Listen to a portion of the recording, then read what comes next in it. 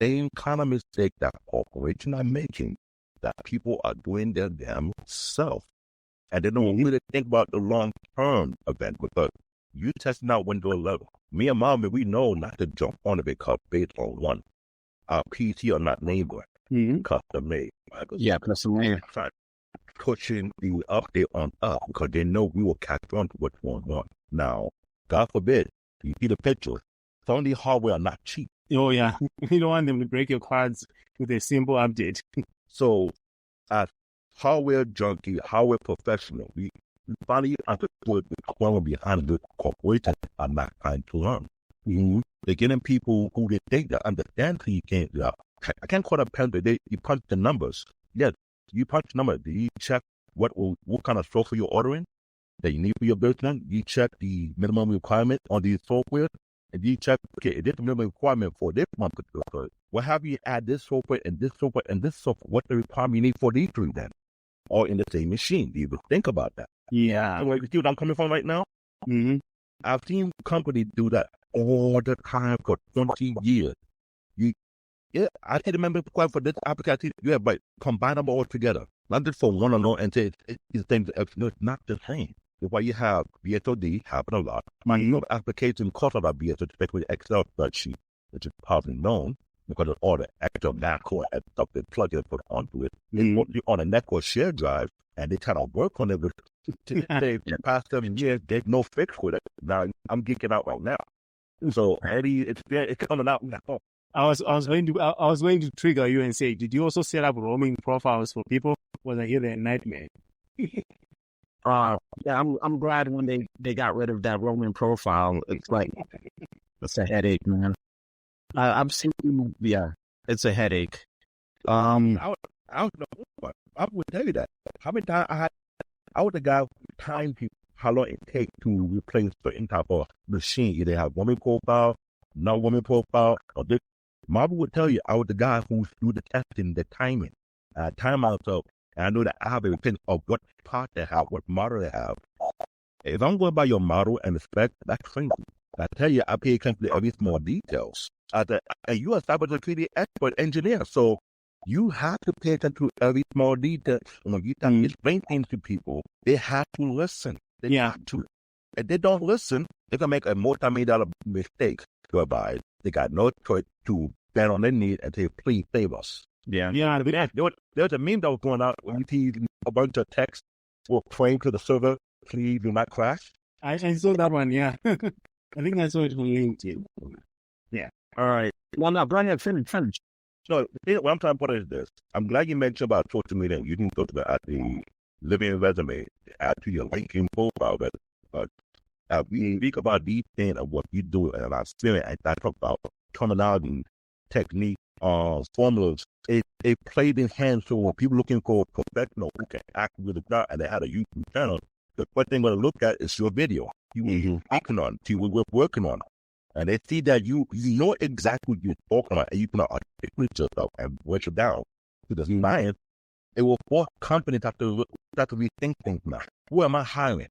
Why I have all these problems? Why am I wasting so much money when these people can come in and save me a whole lot more money? Yeah, exactly. Yep. That's the thing, because you look at the tech YouTuber I mentioned before, they've been doing it for a couple of years now.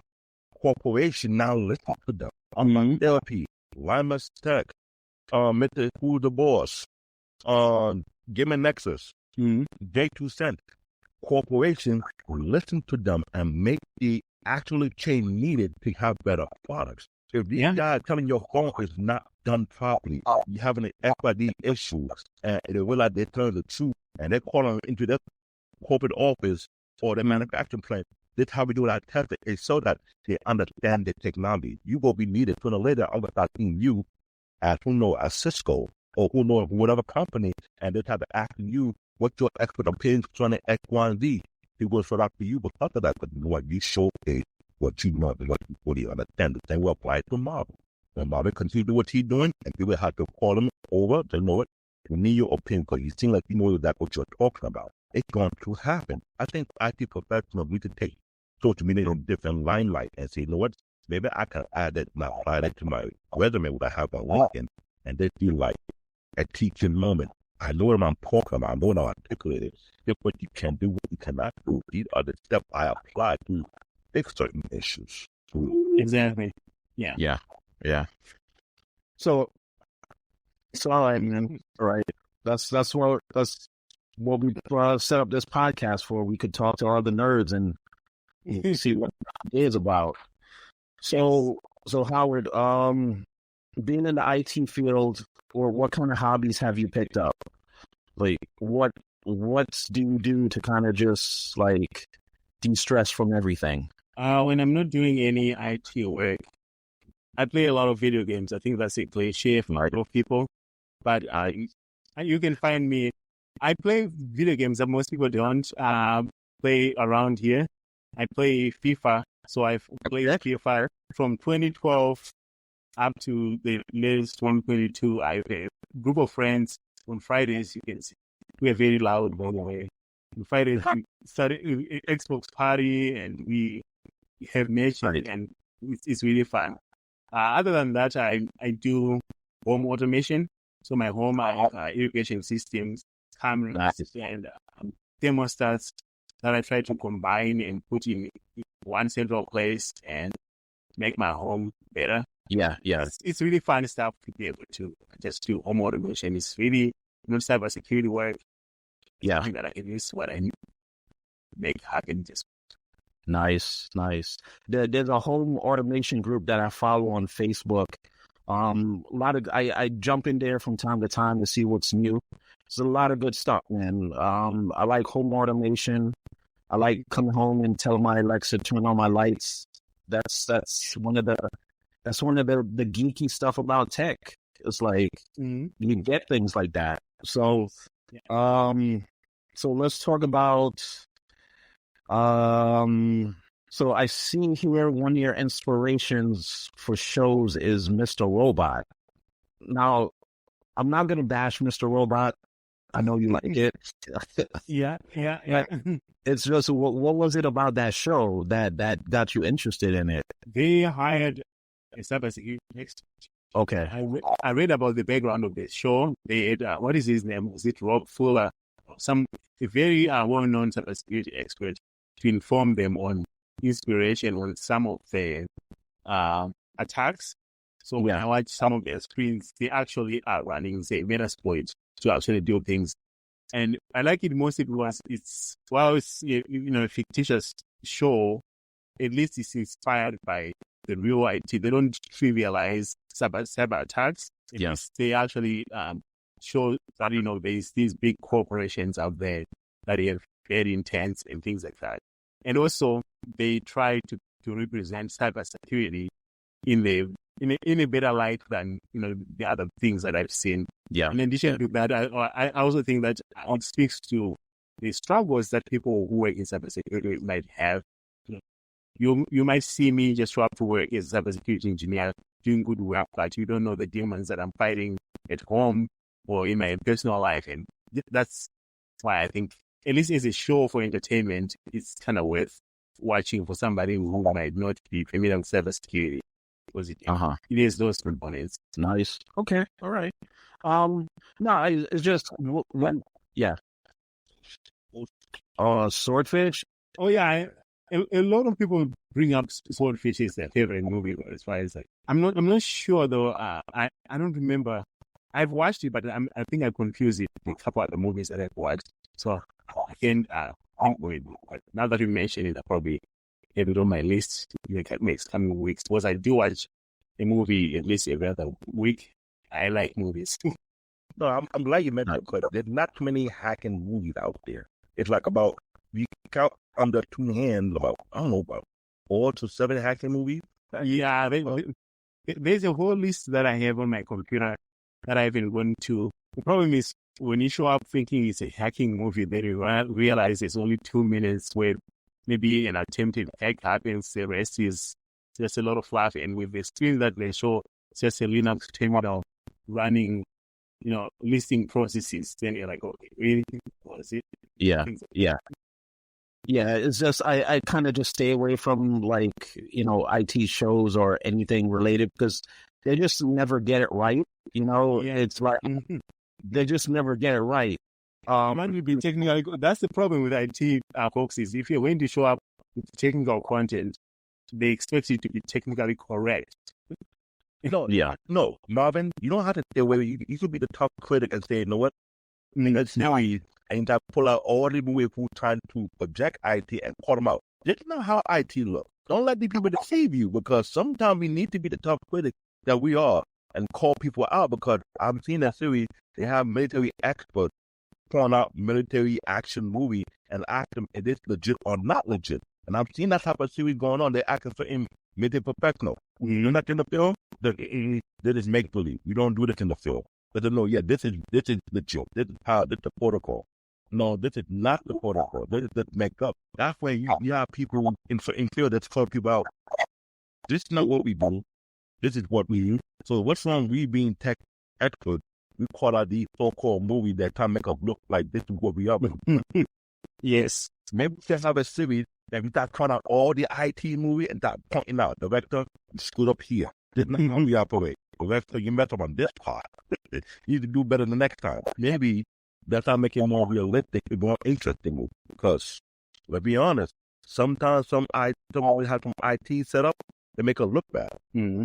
Well, especially hacking. Hacking is usually portrayed as hackers have to be these people with mental health, or they don't have social skills, they can't hold a conversation, they're always stuck in the basement. It's always like, they don't portray a normal person that you can meet on the street and just talk to and say that's a hacker. Yeah.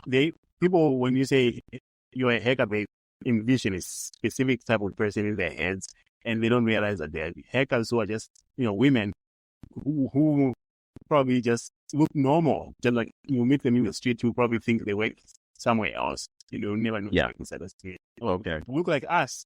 I don't think there's ever been a portrayal of a hacker who looks like us anyway.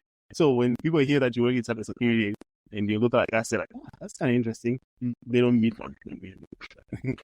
Yeah, I think it's just one of the stigma is just when you come across an IT professional or a hacker, you automatically have this image of what they should look like. But again, the industry is so big that you can be a hacker who wear, you're a female that wear heels and you wear the most designer, but you go back to your home and you've got, you're hacking 24/7. So the image of an IT professional hacker is just something of yesteryear. So definitely a lot of different boxes. So, you don't look like an IT guy or whatever. No. IT guys work out too, so it's like a powerful IT person who's running marathons and things. Wait a second, huh? Yeah. And you're running marathons and you're doing workouts. Yeah. Exactly. So, I'm a big guy, but people to make fun of me say, "How are you an IT guy? You look like you beat up people." Not fixed. And there was one guy bigger than us, and looking at UBA, he's like a portrait. He's like, what, 6'4", 6'8", big guy, army military guy? Or he's like a teddy bear. But if you tell that guy the IT professor, you like, are you sure it's IT or is he just the guy who beat up you? Like, no, but you see his hand. You would think, like, how he able to, like the Bad Boy 2 movie. They had the guy who was very tall. He did a geeky role, and he had to squat. Or his knee surpassed his head, and like, come on. Yeah. I had to laugh. I'm like, why did I get the taller guy to be the geek? And having what? His knee up in the air past his head, and he was going to, like, come on, that doesn't look like. Exactly. But the portrayal of us as professionals is becoming more comical now. Mm-hmm. So I think that needs to change, because some of these movies, some of these TV shows, some of these series, the guy don't put the portrayal, the IT guy, you just have to look like, oh, we're never going to stop making not weirdos. That's why if with your series on YouTube and people, the thing is once once you have a series that is consistent and people know your style, you have regulars, and some of those people we have never seen, people like us talking on the regular about IT. And obviously, now they show up and they hear the experiences. Like what we're talking about today is going to surprise someone. People are like, really? Something that I actually never thought about. So it's almost like the narrative and you being on the forefront and having your podcast, your YouTube channel, and just being out there contributing to all the knowledge that people are consuming really helps as well. Yeah. So let's get into, I think, one of the hardest questions people like us ever dealt with is, have you ever encountered racism in your field? Yeah. Wait, hold on. Before you answer. So how did you deal with it? And what is it a driving factor for you to be better in your field, be the top cybersecurity engineer? Yeah, I think it's inevitable, especially I've been in IT almost 10 years now. And one thing that I would tell you is the times that I faced racism, it was very apparent. Like I remember, again, it was my help desk days. I answered the phone. The person on the other end just said, I need to speak to someone else. And I was like, oh, I wonder why.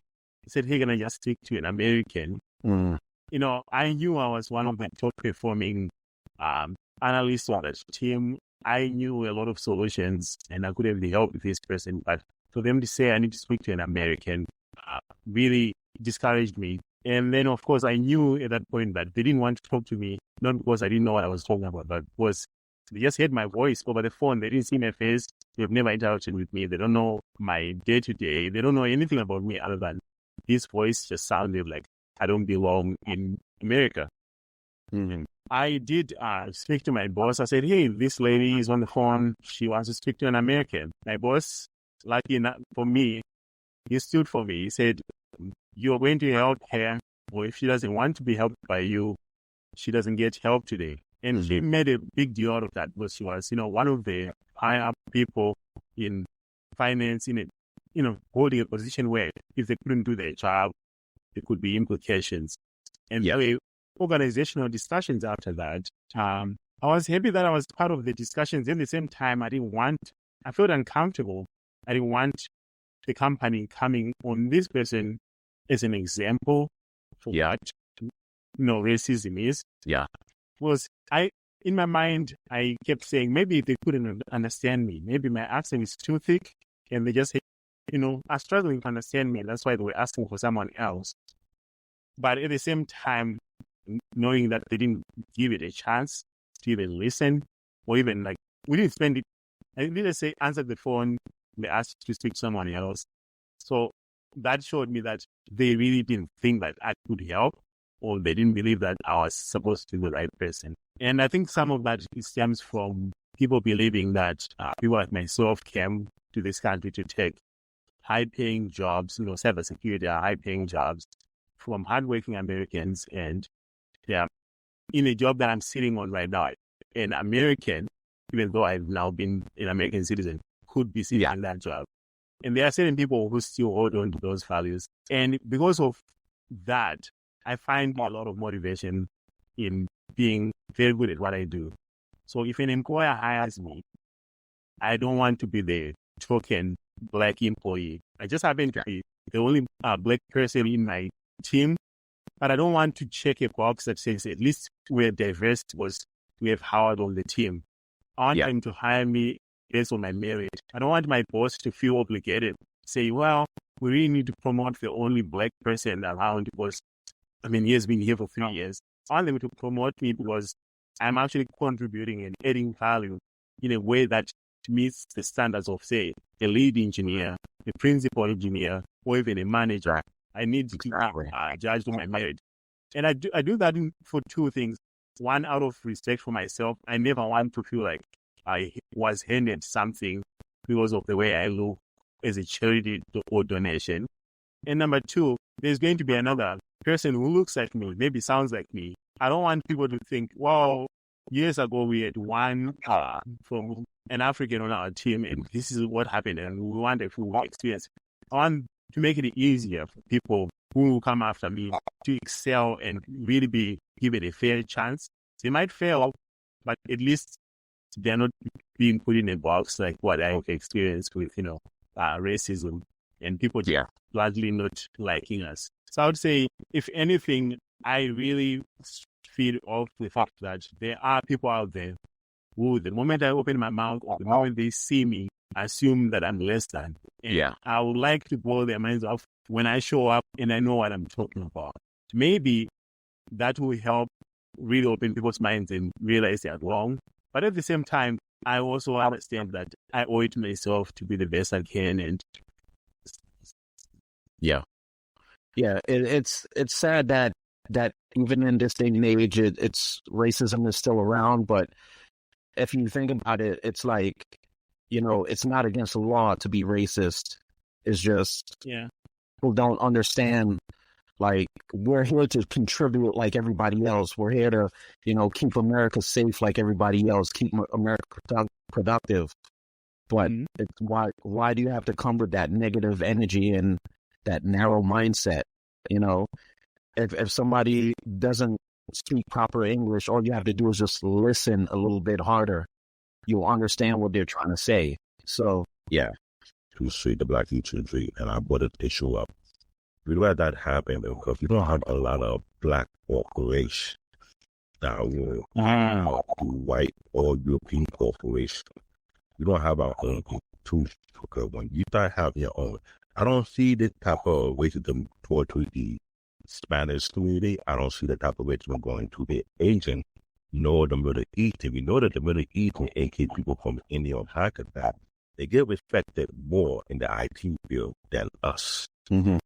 If we think about it, because they have their institution, they have their own setup. We need to build our own. When we don't have our own, we'll fight with a uphill battle type of food. Our own self will be forced to be individual, not a collective level. They know how we're good at what you do. They know how we're good at what you do. They know me because what I do, but they know as a collective that we are very well efficient. Now, we talk about anyone from India, they'll look at India as a collective. They got great promising techs that can do the job. They believe them as a collective, not as an individual. But for us, we have to pull our work based on as an individual, not as a collective, until we have rival companies that can compete with the ACL, that can compete with Infosys, that they can bid for contract. And we have people like us working on higher tier level positions. Until that change, it's not going to change. I've been on the multiple platforms trying to school people what I've been observing in the unit for 20 years in the field. I've been in the country for almost 40 years, but not there yet. I'm 43. But what I was telling Marvin this day, I told Marvin before in person, and when we were talking back and forth, what I observed in multiple places, there's like a ranking system based on ethnic group, who people respect in certain fields. Now, since 2009, it has been put out there that say Nigeria are the most educated community in the United States because they see it a track record. Most Nigerians try to get double degree or triple degree because of what their parents put them through because they knew we had to prove our work. However, from Zimbabwe, what if more people from Zimbabwe do the same that they had Nigeria were doing? Now, they'll be the next higher ethnic group that puts in the high level of education. Even though we're doing that institutions, but at the end of the day, they all look at us black. And I go look at what country we come from. Oh, yeah. Yeah. This is why, besides talking tech, when I be on other panels about other situations that do affect us at tech, I had to point out the obvious. Let's stop the nonsense. You will be talking about the same issue for year in, year out for the next couple of years. What are you planning to do? At the tech, our job is to find solutions. So I'm asking you in the most technical way, what solution can we implement to make this thing started? Because people like who it is and run them out and complain. I'm not here to complain. I'm here to build. Yeah. I like the build power. Marvin here to build. We understand what is needed. Find like-minded people to come together and do something big. I told Marvin, if we can grow this to a channel, we have a team. About there, we have a team. Lima Tech have a real big team. Both Lima Tech and Gamma Next got their building. They're growing. Said California. If we come a full time, you have a studio, because you have to get a building sooner or later. If we don't build our own, then what's going to happen next? We still have to continue to fight and continue to prove time after time after time again. I hope that this channel grow big, but one day you be hopeful with it with Marvin. I might be somewhere interviewing somebody, or I might come over here. There, we got to collaborate, got to build something bigger. They got to branch out, because when I mentioned Africa, Howard Mukanda, they're trying to build a Silicon Valley in Nigeria, but I'm kind of shocked they do it over $1 trillion, over $1 billion for the life on that. Wait, that was too soon, too quick. Rwanda got their own too. So Africa is now the fastest growth economy in the continent whereby, besides Nigeria, you have Kenya, you got Zimbabwe, you have other countries that now trying to rise up. Yes. When they do rise up, what's next? You know very well in Africa, they need tools. Exactly. And I really like what at least here in Minneapolis, St. Paul area, the Black community does not. I know we have said Africans, and the Black community here in the Twin Cities in Minneapolis and St. Paul is very, very pro each other. So when I was still in college, I used to come to a summit for Black men once a year, and it's mostly African American men. And I was a very naive African. I just, I grew up in a homogeneous society. I never felt like I was being discriminated. And showing up to the summit where people were saying, okay, we need to connect with each other. We need to give each other connections. Because what happens is, if you don't have connections, you might be good at what you do. But if you don't know people, it might take you longer to get where you want compared to somebody who knows people. And since we are now at the point where we are, realizing what we need this, it was called a Kente Summit. I haven't attended in a couple of years, but it happens every single year at a local university here for 100% Black men. They just show up. There's also Blacks in Tech.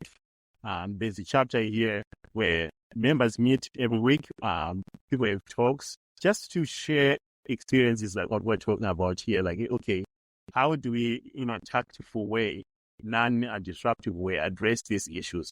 Because it's easy to go and say, I'm really upset at how things are being done, then disrupt the company and the procedures, or even show up and communicate in a way where the point is still heard, but at the same time provide some direction and still maintain our dignity and integrity so that we are not reactionary or fall into the stereotype of, oh, you're an angry Black man. Of course, you're mad. It's hard to have a discussion with you. But at the same time, the communities I've seen so far are really great, especially both in tech and just in general. People, especially the African American community in the United States in various cities, has come up with a lot of tools and solutions and communities to actually address some of these. And the one thing that I found out is that I underutilize them. I don't contribute enough. And if people used what we already have and also contributed in a meaningful way to those initiatives, we'll make a lot of we'll make a lot of progress. And also with your this what you are doing with the podcast, it's a different type of exposure, right? Yeah. You're bringing a very, very unique tool that is not out there, where you're giving a platform for people to speak about their experiences, share their experiences, learn from each other, but also inspire future generations when they see both of you having been in the industry for 20 years. They're like, so they actually spent 20 years in IT and he's still doing hardware. He's actually still geeking over hardware stuff after all those years. Another person is like, oh, I really like that stuff. And I think that's very important. It's as long as people like myself take what you're doing and really value it and also contribute, but also help spread the word and participate in any meaningful way. I think that's very helpful for us. And that's why I'm very grateful that you even, called me to come here. One guy on the YouTube show, his name is Anton Daniel. He's another Black YouTuber who also is software engineer, but he does stuff, man, He said something that very specific that also his goal. Do not be a jack or so. Act what you're good at and go from there. Yeah. Yeah. And I learned that because I thought I had to question myself, should I be a jack of all trades or just be good at something and build from that? Because you may find people, you can. Exactly. Like I can tell, like both of you do have the business mindset and you also have the professional experience to back it up. And that's the plan. I told Marvin before the podcast started, I was like, hey, if I ever mention the MSP world, in the future, I'll probably want to come back and tap your brain and see. He's in that world. Exactly. I got it well years ago, but the thing is, the problem is kind of better on ground about word of mouth in New York City. It's more than a talent because it depends on what neighborhood you are in. If you're in the right neighborhood, you can succeed. But when you're in the wrong neighborhood and people don't want to pay for the service, what I watch people go to Best Buy and pay 3 times what you offer, it's not going to go weird. Maybe because I don't have nothing to show what I can really do. So, like Marvin said, the YouTube is a great tool to showcase what you can Exactly. you have done and then some. The LinkedIn profile, I'll be telling people, make sure your LinkedIn profile mirror your resume. Exactly. I know a few people who have succeeded. I've been lucky to talk to a few. I don't know if you've seen. There's a gentleman called Willie Howe. Really? How? Yeah, just Willie, then Howe, Howe. Willie Howe runs an MSP. Another one is Lawrence Systems. Lawrence Systems is very successful, actually. For the Lawrence Systems, yes. Lawrence Systems. And the one thing that I saw, I've been following them is not only do they showcase, like, if there's an update to the hardware that they're passionate about, like Ubiquiti or unified devices, they will go and test the hardware and show the customers, hey, I tried it in my lab environment. This is what it looks like. Then they generate a lot of leads. It's like a lead generation tool, but also it's a way to build a community. So people like myself, I follow them all. I've been following them for the past 3-4 years, even since I was a sysadmin. If I ever were in a lot of trouble and I need to hire an MSP, I'll be calling Lawrence System because I know they've been talking about Unify for 5 years straight in a row. They know Unify in and out because they've been deploying it to their customer. And they've been sharing some of these stories as well. And that's why I think... yeah, I follow Lawrence Systems. It's because of him that I'm into the PFSense firewall. I think it's a dope firewall. Yeah, I use it. So he's really good. But, again, it's like when me and Elia talks about, we're coming from the corporate side, so we've seen this. I like his stuff. I do follow him, but again, yeah. So, which is, he's in my field also. I don't really look at him as a competitor because I'm trying to move businesses into the cloud. He's trying to keep on-premise solution, which is cool. There's nothing wrong with that. But in the long run, we kind of see who actually wins the race or whatever. But I like Lawrence. I like what he does. I got the PFSense firewall because of him, his videos on it. So yeah, he's dope. Yeah. Marvin said we from the professional platform, we come from the corporate realm. We understand what the corporate realm they utilize it to protect their business. Now these guys who never have that deep in the corporate realm are doing things what they know and fully understand. Now we did have a theory about small business, what is best for a customer, easy or not. But I also work it out to Marvin. It always falls down to the budget, what they can afford. Some people can afford to spend money on the cloud, and they can afford to have it on the premises. But I fully understand. But at the same token, we talk about in a country that have a failing infrastructure, that will leave the massive question mark right above your head. The choice you choose. When they need to upgrade their failing infrastructure, will you be affected by it or not? Where your choice that you made will save you a lot of headache going forward when they start to upgrade and something happen, or would it not? These are the things that as professionals, we understand, we see, we observe it, we know what's going on. It's all about what setup will fit best for every individual, either small, medium, or large corporation. You want to give that estimate or give them that view, we have to be objective and let them make their choices. Because what Marvin said is totally correct. You come to corporate realm, we see way more than people who work on the mom and pop store that had for a while and they got to go through social media. Now, yet you can go through social media and start helping other coming small businesses. But people coming from the corporate realm have a much deeper insight and can let people know what you can try. I told Marvin I had a chance to do exactly what you were doing, but for my sabotage. And then every time we were working together at UBS, reputability.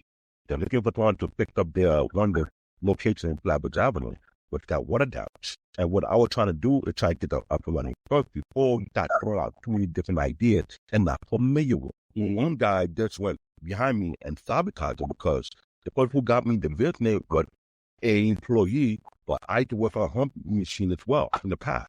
But she trusted me for this. So if I had more people I could rely on, let's say I'll call Marvin up the other guy, maybe I could build that business at that time. I wish I did. Because Rapid really on the fastest growing real estate company at that time when we worked together. Yeah, in New York City. The thing is, it's like you said, Howard, collaborating with the right people to build something up. Exactly. It's hard now as we are Black people to find the right person who has the same mindset, because not everybody thinks the same. I feel are popular with people who only do it for the money, but not there for the impact. When we have the impact, the money will come anyway, but will come in more than what's the effect. Because you know why? You feel the trust, you build a reliability, you build a reputation. You know what? You had to work with people, they know what the hell they're talking, know what the hell they're doing. They say about all these tech YouTubers that they're able to go to these big corporations, manufacturers, and see how things get done. Because then they have been objective on their stuff and their product and their equipment to the point where they had to take their word for it. So they didn't invest, but they had to face that. I told Marvin, if we roll this channel and we get to the point where we have more space to do testing, I love to test the hardware based on certain setup. You like to test on the application. I do it together. The other tech YouTubers are doing the same exact thing. They build a reputation where they're highly trusted and the word matter. Howard, you will be something big very soon than you think. People will have to come to you and take your expert opinion because you stalking it on your YouTube channel. There's no excuse. Don't say, know what? He knows what he's talking about. We've seen it in video. He's on point. He knows that needs to be done. So guess what? You might have to pick up a way how to protect our company and our business and our finance. Right? They apply to Marvin the same exact way. This is why we're doing this channel for that specific reason. But something much bigger than what it is. You want to make money, but it's something long lasting. I'm not trying here to quickly build it just to make it fast. I'm not here for that. I'm here for longevity. So that I'm talking about starting doing my son and start studying. I want him to join me. Okay, he'll be my helper in my channel. He might produce, who knows? You might do the same thing with your children. I know I don't have kids, but I don't know. Got it first, man. Kids are expensive. Oh yeah. But you get what I'm. Yeah. I take very serious. Because I'm hoping for future collaboration down the line whereby we all working together. We add another one coming in, and we're doing stuff to talk about. Hope God bless us. We have a big studio, and we start working together. We start doing more content, showing what we can do, showing stuff that we observe, and trying to do the test ourselves and see what if you have done it this way. Would they have same money this way? What if we have done it that way? It would do simulation. Let people see for themselves, and from there they know what these are the real experts that not only they're in the field, but they're also showcasing their talent and they're teaching things that never been taught in classes. Oh yeah, that I like that. But it's not something that you can take from a college university. It's real life, real simulations, things that are up to date, not just like legacy stuff. Yeah. So we're gonna close out after these two questions. So tell me about an iconic moment in your work history, and tell me about the most humbling experience you've experienced in your work history. Yeah, for me right now, I would say the most iconic is passing the OSCP exam. It's a 24-hour hands-on exam. I found that I have a lot of IT certifications, but that one was the most fulfilling certification because it wasn't multiple choice. I couldn't guess. I had to really find a way to break into systems. And also I had to write a very professional report to submit for grading. And I think that's the moment when I realized that maybe actually I know some stuff. I always had this idea. Maybe I'm just, still learning. Maybe I'm just, in the infancy of my career, but being able to pull that exam off and also getting the recognition from my peers at work and everyone saying, hey, if you pass that certification, you know a thing or two and you can actually speak with confidence on certain things. That was really helpful. the most humbling experience also has been just moving into cybersecurity and working with people who have been in the industry for a while. One thing that I really learned is that, which is something that I hold dear to, is people who have been in the industry for a long time. They've seen things, they've experienced things. And when you are in a team and you're working with people who have worked for a long time, some of them are very humble. You never know that they know a lot of things. And, younger people like ourselves who might show up with egos thinking, hey, I know things too. But working with people with a lot of experience is very humbling. You realize that you have a long way to learn. You also learn that it's not a race. You just have to be consistent in your learning. As long as you don't stagnate and you are always motivated to learn, with time, things get better and you know things. So I've been empowered by working with very experienced people, learning from them, listening from them, and showing them what I know. I also knowing that with a lot of experience and time in the industry, that the switch industry, people know things, and there's something to be said about that, which is very nice for people who are new to any industry. Yeah, nice. Yeah, so I always tell my mentees that, when you show up to work, you might know certain things that people don't know, but if you can be very humble and exercise a lot of humility in knowing that people that have been in that company have a lot to teach you that you might not know, even though you might know one or two newer technologies or things that they might not be exposed to. So that's good. That's good. So we're gonna allow you. Got any questions, or you good? Based on your fan base, that's like not a plateau. It's a level that open your eyes to what you can do with and go further. But you need to understand hard work, and consistency do the deal. Yeah. You mentioned working with people who have a lot of experience, who are very humble. Marvin and I would tell you, we have one that we found the wisdom at UBS. Graduated at that peak with the heart that literally died. That's like throughout the BD. He found a way to not only take apart the hard drive, got it up and running and able to back the data. Like, you don't see that on an everyday thing. Like, how would you do such a thing? You must have known. So I think, I'm going to be around this guy. Yeah. To get brain. I mean, all this dollars, because I haven't walked away from not getting more than enough. Because when you find people like that, not only motivate you, it inspire you, and keep you on your toes. I remember Mark would tell you, he picked on me a lot. That guy, let me gay, bro. He always loved to pick on me. He's a Latino, but he did it for a good reason, because he saw that I was trying to catch up, and he thought, they're going to keep over me. I'm going to pick on you. And every time he pick on me, Mark will be laughing, other people will be laughing. He would be testing me, and I try to get on my head. He was like, man, you too slow. I'm like, but. No, not fast enough. I'm like, whatever. I will get better. But what he does, he helped me to be a better tech in the long run. Because what you were doing, you saw that I want to learn. When you find people who have way more experience than you, and you under them, and you try to learn everything, now on this, they show you the respect.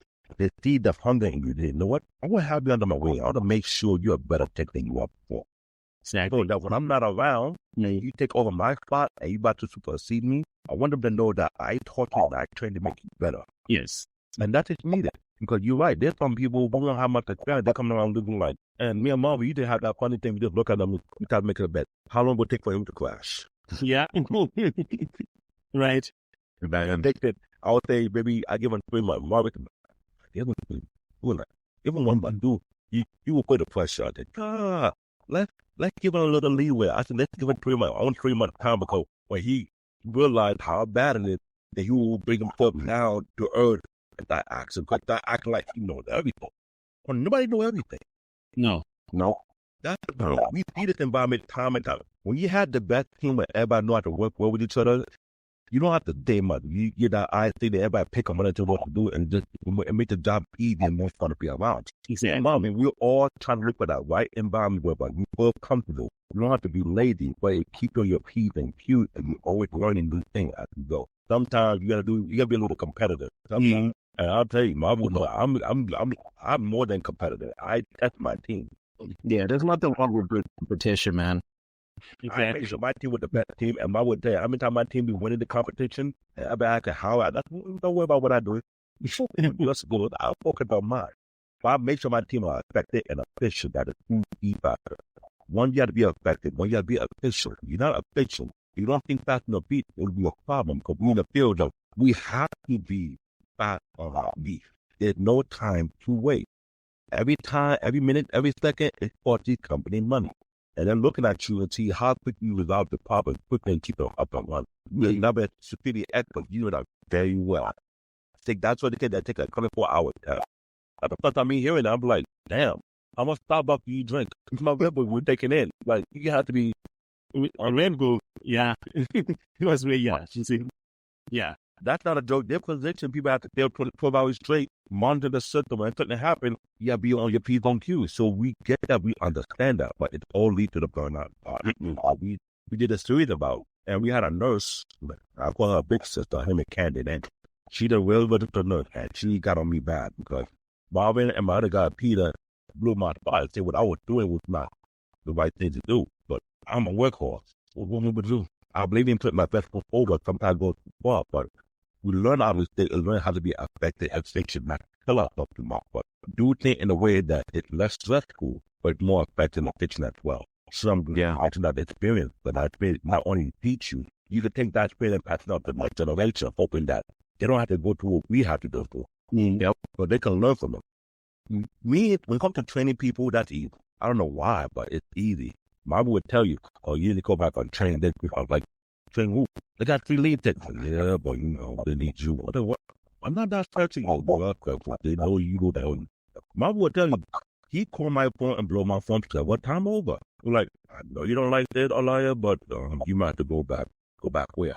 I thought everybody to stay away with me, but Marvin understand my experience and my level.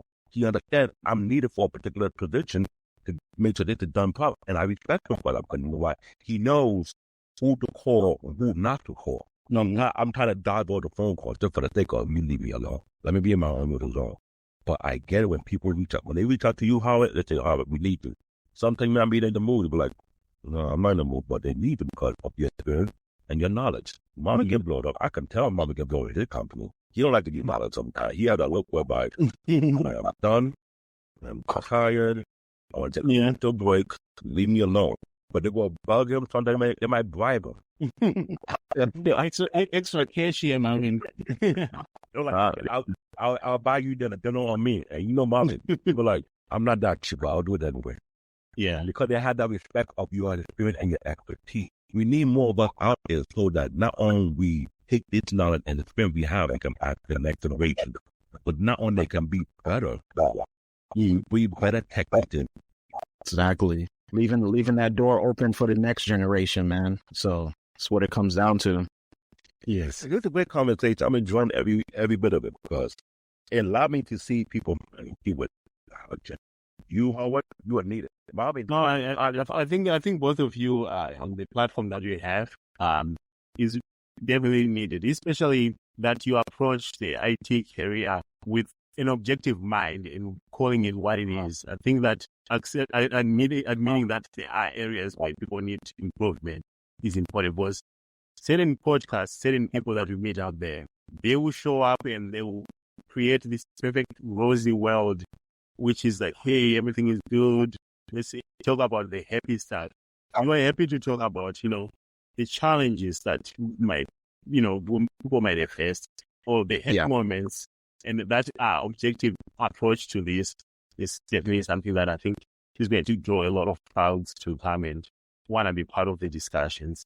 And those comment sections as well, you will notice people talking there, asking more questions, wanting to be part of the discussion because you're opening up things that people really feel uncomfortable talking about. Because it might not result in YouTube monetizing too much, but it results in people's lives, being saved and people actually getting help and at least people's minds being open if they're on the other side of the same discussions. I'm glad. Okay. But your channel is more needed.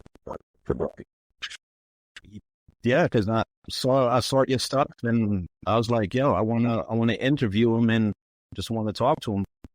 Get him into our little network of people. So yeah, the funny I think about a month ago I spoke to another gentleman who's for Techno Team. He's another YouTuber. He does more on automation and infrastructure stuff. And I was part of his live series. And one of the things that of the people that he also included on his like 100,000 subscriber video is the idea of consistency. I think we've mentioned this one earlier. Yeah.